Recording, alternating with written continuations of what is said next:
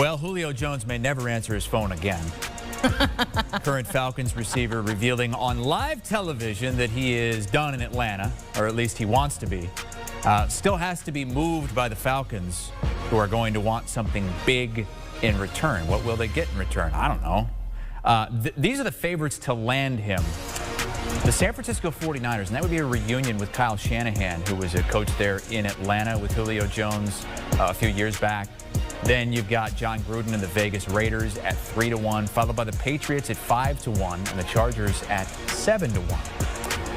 What's it going to be like in Fantasyland, depending on where Julio Jones goes? That's where we welcome in the mayor of Fantasyland, Jamey Eisenberg. He's going to give us the best fits for Julio.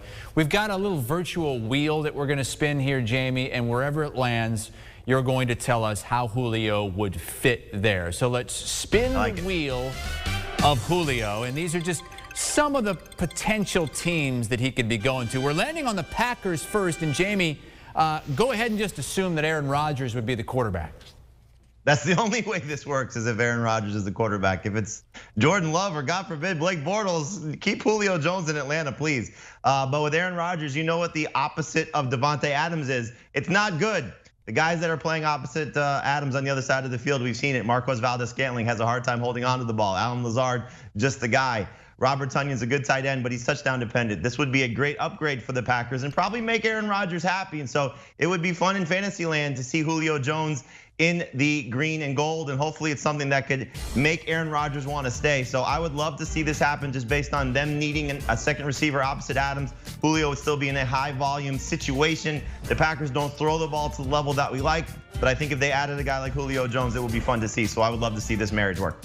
Maybe we'll spin the wheel of Aaron Rodgers at some point. Let's go to the wheel once again for Julio Jones and where he could end up. Again, the Falcons have to trade him for this to happen. And we'll talk about, what happens if he stays with the Falcons in a minute. But the Indianapolis Colts, and that would be Carson Wentz, the quarterback. How does he fit there in Indy?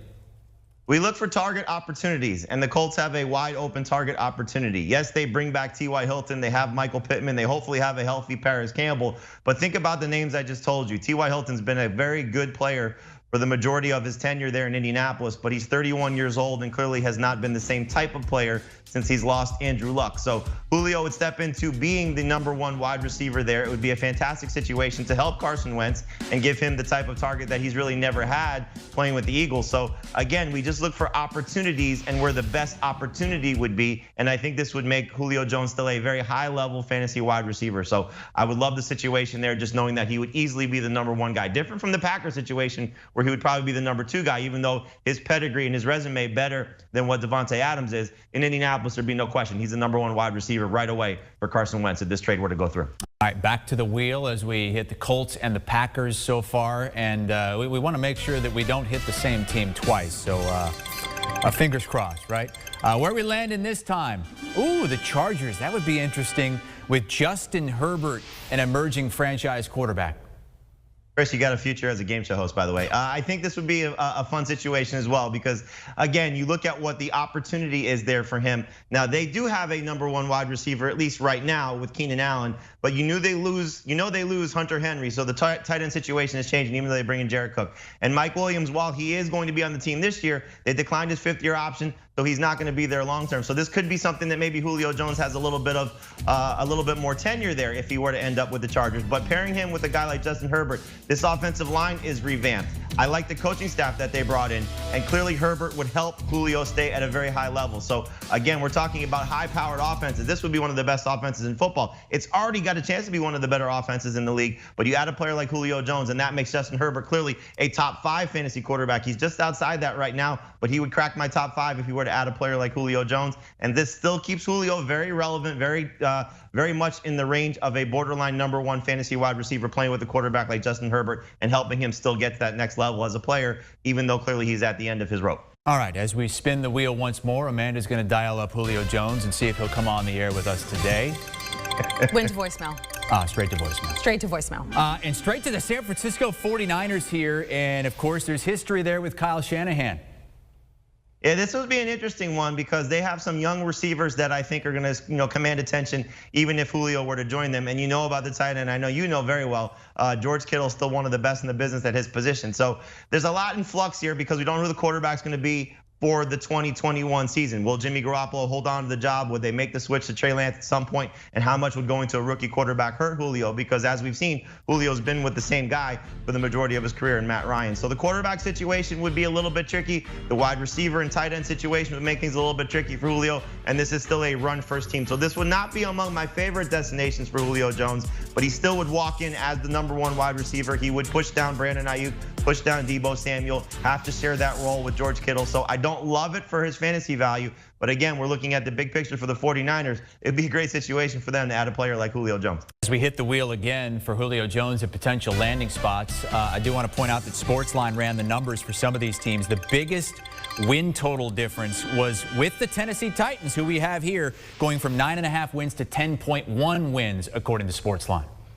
And we've already seen a video of him working out with Derrick Henry, the two Alabama guys. And so maybe there is something in the works here. Now, this one is interesting because this would require a philosophical change. The Titans are among the most run-heavy teams in the NFL. Why not when you have a guy like Derrick Henry? Now, there is an offense coordinator change. They're going to Todd Downing after Arthur Smith takes the job with the Falcons, ironically. So will they throw the ball more if they added a player like Julio? That would make things great for Ryan Tannehill. I think that he can coexist Julio Jones with A.J. Brown. And Brown and Corey Davis were good fantasy receivers last year. But Brown was an alpha.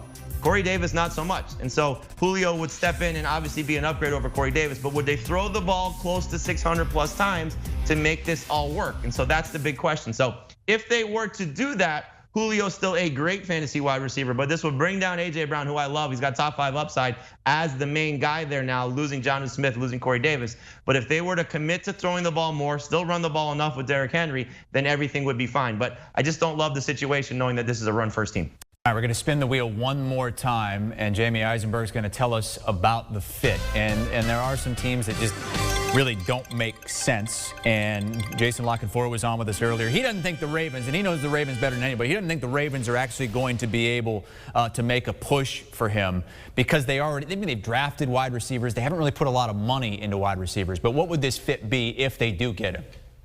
Yeah, I would hate this. I'd love it for Lamar Jackson. Absolutely love it for Lamar Jackson. But I think you just look at what this team has been. Under 500 pass attempts each of the last 2 seasons. Why would they throw the ball more than they have to when they've been so successful with Lamar Jackson 2 years ago, the MVP? Clearly, they're still going to be a run-dominated team, and the quarterback's going to run enough that it's going to hurt the passing game. So this would not be my favorite destination for Julio Jones, just based on the target share. So they bring in Sammy Watkins, like you said. They drafted 2 kids, Rashad Bateman being the premier guy there that they took in the first round. So don't love it. Mark Andrews still going to get targets. Marquise Brown still going to get targets. But again, knowing that they're going to run the ball as much as they do, this would kill Julio Jones' fantasy value. So I would hate to see him go to Baltimore. Would love it for Lamar Jackson, hate it for Julio Jones.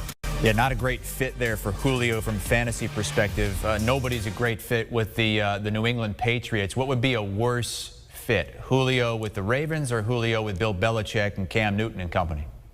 To be honest, probably Julio with the Ravens, just knowing that they are committed to running the ball. We don't know what's going to happen with New England if they switch to Mac Jones. Do they open up the offense maybe similar to what they did the last time they brought in a premier wide receiver? You got to go back all the way to the 2007 season when they bring in Randy Moss and they changed their offense. Tom Brady, remember, was more of a game manager. He goes to a 5,050 guy when they bring in Randy Moss. So I think you'd rather take the chance on Josh McDaniels, Bill Belichick getting their hands on Julio, even at this point in his career, and maybe making the quarterback change to see what would become there, as opposed to knowing what Baltimore would do. Julio would make them better, would make their passing attack better, but they're still going to be so run heavy. I do think New England's going to be run heavy, but if they were to make this acquisition, bring in a guy like Julio Jones, I think they throw the ball a little bit more. So I would prefer Julio in New England as opposed to Julio in Baltimore. And how about the Atlanta Falcons, fantasy-wise, if they do trade away Julio Jones? Well, Calvin Ridley was a star last year. Now, can he handle being the solo act, being the guy by himself? I think he can, and I think he's got enough around him to still be successful enough. So I would love the situation for Calvin Ridley, who is going to be drafted as a top 10 wide receiver with Julio Jones on the roster. He has top 5 potential if Julio leaves. You may recall they added somebody pretty good in the NFL draft. Kyle Pitts coming out of the best college ever, the University of Florida. So Pitts becomes an immediate superstar if he wasn't going to already. And then you look at the secondary pieces. I think this would allow Pitts to maybe play some wide receiver like we heard coming in the NFL draft. But they have Russell Gage, who was good last year. And this would keep Hayden Hurst relative and relevant if he does have the chance to still be one of the top 3 or 4 pass catchers. Because if Julio stays, obviously Hayden Hurst's role is really reduced. Mike Davis was great catching the ball in the backfield last year and replacing Christian McCaffrey in Carolina. So his reception total, you got to be excited about that. But this would be a big loss for Matt Ryan, who right now is a #1 fantasy quarterback at the tail end of that group. You can draft Matt Ryan late, still feel comfortable with him if Julio somehow magically stays on the roster. If they lose Julio, don't get some side of replacement in return, then Matt Ryan goes to more of a top 15 quarterback. But this elevates Calvin Ridley, elevates Kyle Pitts, and gets Russell Gage back in relevant terms of being a fantasy option if Julio Jones leaves the Falcons. Lowers their playoff chances, though. Sportsline has them at 44% to make the postseason with Julio, down to 35% without him. Jamey Eisenberg with us here on HQ, talking about potential landing spots for Julio Jones, who for now is a member of the Atlanta Falcons. Check out Jamey and the other fantasy gurus on the FFT podcast. Download and follow today the latest episode on early ADP, favorite value picks.